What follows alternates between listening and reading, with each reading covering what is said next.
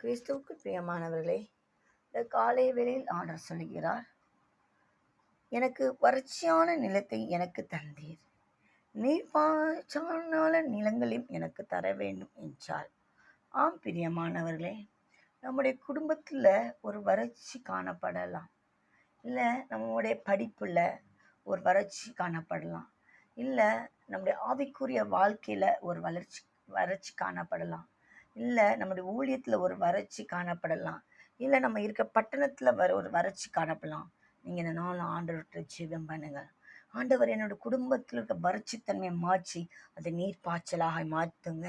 என்னுடைய ஆவிக்குரிய வாழ்க்கையில் இருக்க வறட்சியை மாற்றி நீங்கள் நீர் பாய்ச்சலாக மாற்றுங்க என்று தங்களை தாமே நம் தாழ்த்தி ஆண்டரை நோக்கி ஜெபிக்கும் பொழுது அந்த வறட்சியான நிலைமையை மாற்றி ஆண்டர் நீர் பாய்ச்சலான நிலத்தை இந்த நாளில் ஆண்டு உங்களுக்கு தர வல்லவராகிறார். இந்த வார்த்தை கொண்டு